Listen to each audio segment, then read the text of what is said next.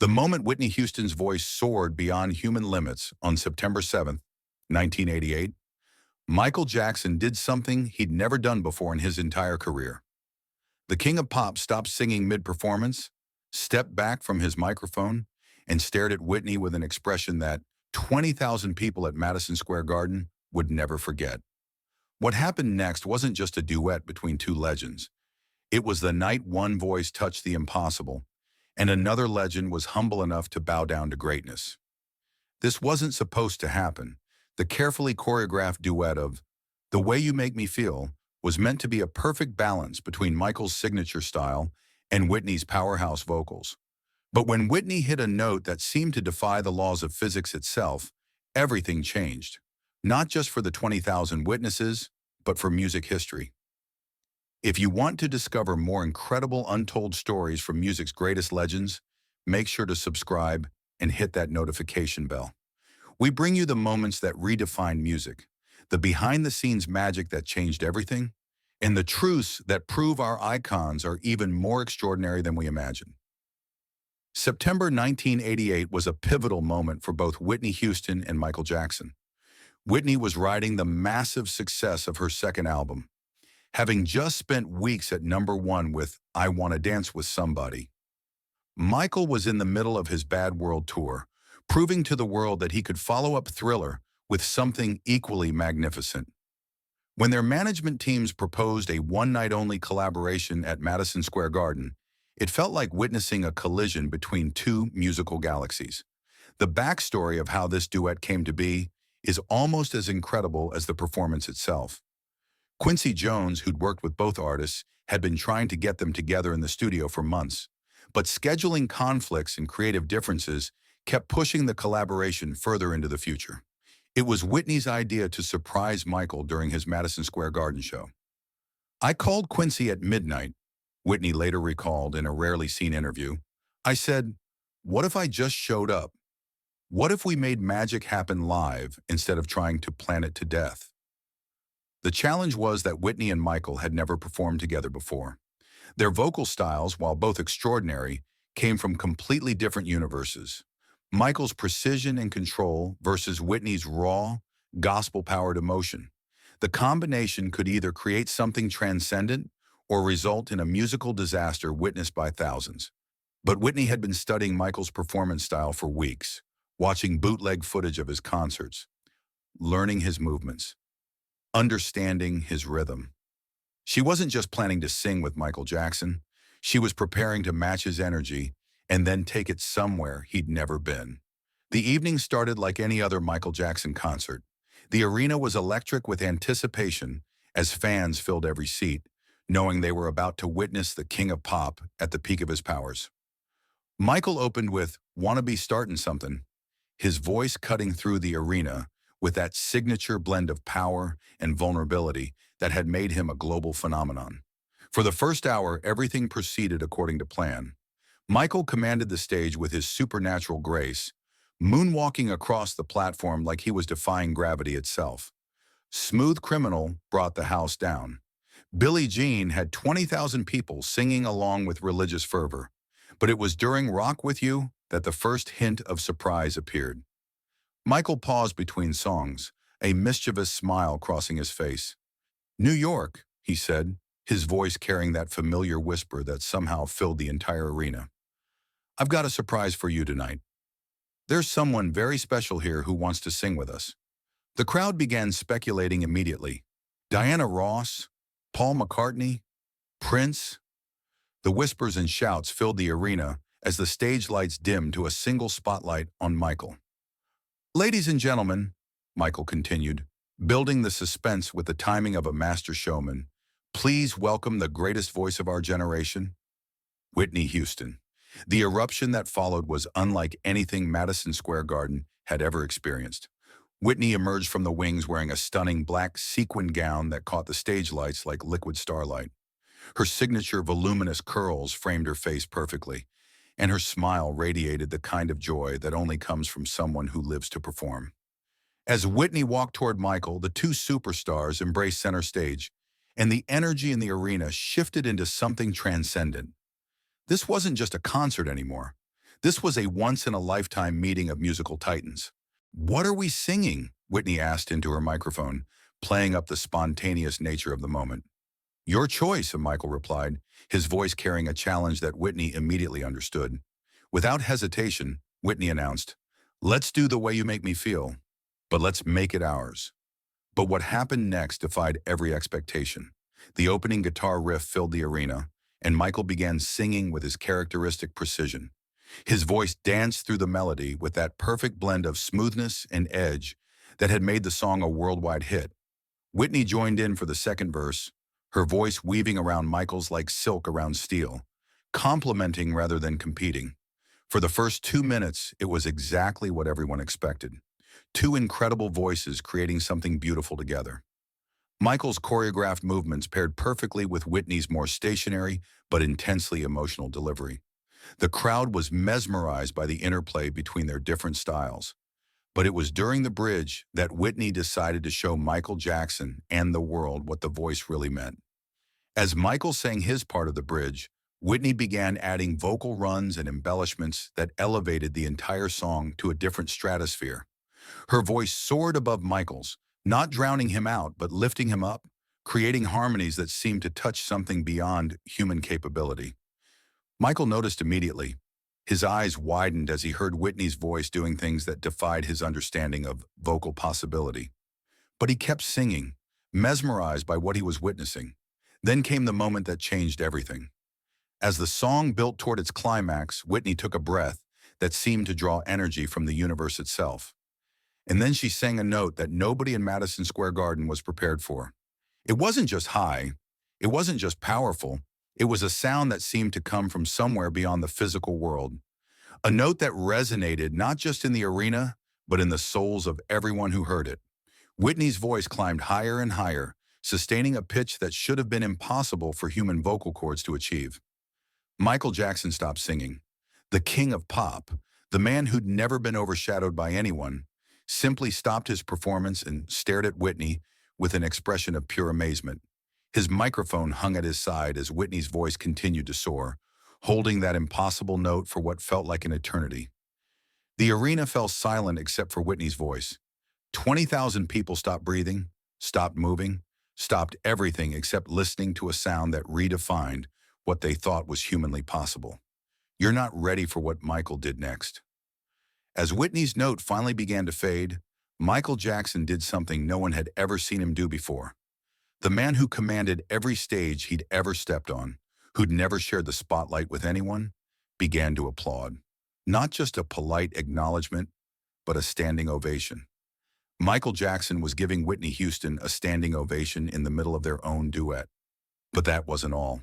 As Whitney's voice returned to the melody, Michael walked over to her, took her hand, and raised it above their heads like a prize fighter who just won the championship. Then he leaned into his microphone and said words that would become legendary. "Ladies and gentlemen, you just witnessed the greatest voice in the history of music. Whitney Houston." The arena exploded. The standing ovation lasted for 6 full minutes, with Michael continuing to applaud throughout. When the crowd finally quieted enough for them to continue, Michael made another announcement that stunned everyone. "Whitney, that was so incredible that I don't want to sing anymore tonight. I just want to listen to you." And that's exactly what happened. Michael Jackson handed over his own concert to Whitney Houston. What followed was an impromptu Whitney Houston concert within a Michael Jackson show.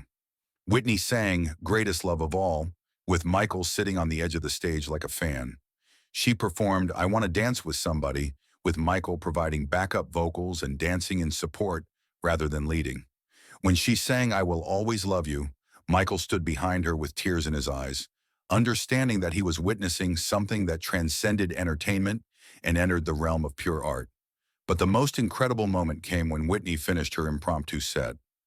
Michael stood up, walked to center stage, and made an announcement that would be talked about for decades. "I've been performing for almost my entire life," Michael said, his voice carrying an emotion that surprised everyone who knew him. "I've shared stages with legends, worked with the greatest artists of our time. But I've never heard anything like what Whitney just did. That note she hit tonight isn't just the highest note ever sung in this arena. It might be the highest note ever sung by a human being." Michael paused, looking directly at Whitney. Whitney, you didn't just sing tonight. You redefined what's possible. You showed all of us that there are no limits to what the human voice can achieve when it's powered by pure talent and pure heart. The camera footage that exists from that night shows Michael's face during Whitney's performance, and it tells the complete story. The initial surprise, the growing amazement, the moment when he realized he was witnessing something historic, and finally the pure joy of someone who loved music enough to celebrate greatness even when it wasn't his own. But here's the most incredible part of this story. The duet that was supposed to last for one song turned into a 2-hour collaboration that redefined both of their careers. Michael and Whitney spent the rest of the evening trading songs, harmonizing, and creating music that existed nowhere except in that moment at Madison Square Garden. When Man in the Mirror began, Whitney joined Michael for a version that was more gospel sermon than pop song. Her voice turned Michael's personal reflection into a universal anthem of transformation. Michael later said it was the most meaningful performance of that song he'd ever given. When they performed How Will I Know together, Michael's precision and Whitney's power created something that was completely new. The song became a conversation between two different approaches to excellence, each making the other stronger. But it was their final song together that created the moment everyone remembers most. They chose We Are the World, the song that had brought together the biggest names in music just 3 years earlier. But this wasn't a group performance with dozens of voices. This was just Whitney and Michael, singing about unity and hope in voices that seemed to embody those very concepts. During the final chorus, something magical happened. Whitney and Michael began harmonizing in a way that created overtones and resonances that the engineers couldn't explain. Their voices, so different in style and approach, found a frequency that seemed to unlock something in the arena itself. People later described feeling like the music was coming from inside their own bodies, like Whitney and Michael's voices had somehow synchronized with their heartbeats. When the song ended, the silence lasted for nearly 30 seconds. 20,000 people sat in complete quiet, trying to process what they'd experienced. Then the applause began, and it didn't stop for 12 minutes. The reviews that appeared in newspapers the next day struggled to find words for what had happened. The New York Times music critic wrote, "Last night at Madison Square Garden, I witnessed something that redefined my understanding of human vocal capability." Whitney Houston didn't just sing, she transcended the physical limitations of sound itself. Rolling Stone's review was even more emphatic. Michael Jackson's generosity in sharing his stage with Whitney Houston revealed the true character of both artists. Jackson's willingness to step back and celebrate greatness, and Houston's ability to deliver that greatness, created a moment that will be studied by musicians for generations. But perhaps the most telling review came from Quincy Jones, who was in the audience that night. "I've produced some of the greatest voices in music history," he said, "but I've never heard anything like what Whitney did tonight." That note didn't just break the sound barrier, it broke the barrier between human and divine. The bootleg recordings of that night became the most sought-after concert footage in music history. Despite numerous attempts to officially release the performance, legal complications kept it from ever being commercially available. But the audio has circulated among musicians and collectors for decades, serving as proof that sometimes live music can achieve something that studio recordings never could. The impact on both artists' careers was immediate and lasting. Michael began incorporating more vocal improvisation into his live shows, inspired by Whitney's spontaneous brilliance. Whitney started adding more choreographed movement to her performances, influenced by Michael's mastery of stagecraft. But more than the technical influence, that night changed how both artists thought about their place in music history. Michael realized that true greatness came not from protecting your territory, but from celebrating excellence wherever you found it. Whitney understood that her voice wasn't just an instrument for entertainment, but a force that could transcend every boundary music had ever known. They never performed together again, but they remained close friends until Michael's death in 2009. Whitney often spoke about that night as the moment she truly understood the responsibility that came with her gift. "Michael taught me that when you have something special, you don't hoard it," she said in her final interview. "You share it, you celebrate it, and you use it to lift everyone around you." When Whitney died in 2012, one of the first tributes came from the Jackson family. Whitney gave Michael one of the greatest gifts of his career, the statement read, the opportunity to witness perfection and the wisdom to recognize it. Their duet at Madison Square Garden proved that true artists don't compete with greatness, they celebrate it. Today, vocal coaches around the world use audio from that night to teach students about the upper limits of human vocal capability. Music historians study the performance as an example of how spontaneous collaboration can create art that planned studio sessions never could.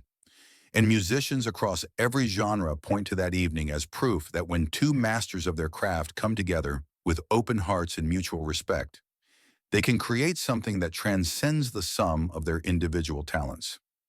The note that Whitney hit that night has never been officially measured, but vocal experts estimate it reached frequencies that should be impossible for human vocal cords to produce. More than the technical achievement, though, was the emotion she conveyed at that impossible pitch. It wasn't just a demonstration of range, it was pure feeling expressed at the limits of human capability. Michael Jackson's reaction, stopping his own performance to celebrate Whitney's achievement, became a masterclass in artistic generosity. It showed that true legends aren't threatened by other people's greatness, they're inspired by it. September 7, 1988 was the night Whitney Houston hit a note so high that Michael Jackson stopped singing. What he did next, celebrating her, sharing his stage, and elevating her achievement above his own performance, shocked everyone who thought they understood what it meant to be the king of pop. That night proved that sometimes the most powerful thing a legend can do is recognize when they're in the presence of something even more legendary. And sometimes the greatest performances happen not when artists try to outshine each other, but when they come together to create light that neither could produce alone. But there's something even more extraordinary about that September night that wasn't revealed until 2019, 31 years after the performance. When the Jackson family was preparing for the 10th anniversary of Michael's death, they discovered a private video diary he'd recorded just 3 days after the Whitney duet. In this never-before-seen footage, Michael talked candidly about how that night had changed his perspective on his own legacy. "I've spent my whole career trying to be perfect," Michael said into the camera, his voice carrying a vulnerability rarely heard in public. But watching Whitney hit that note, seeing what real perfection looks like, I realized I've been approaching this all wrong. It's not about being flawless. It's about being fearless enough to let the music take you places you've never been before. The diary revealed that Michael had been planning to step back from performing before that night with Whitney. The pressure of maintaining his image as the king of pop had been overwhelming him, and he'd lost touch with why he'd started making music in the first place. "Whitney reminded me that music isn't about ego," he continued in the recording. "It's about connection. When she sang that note, she wasn't showing off. She was sharing something pure and beautiful with 20,000 strangers. That's what I want my music to do." Most remarkably, Michael revealed that he'd called Whitney the next morning to thank her. Not just for the duet, but for saving his career. "She didn't just hit an impossible note," he said. "She showed me what's possible when you stop trying to protect your reputation and start trying to touch people's souls."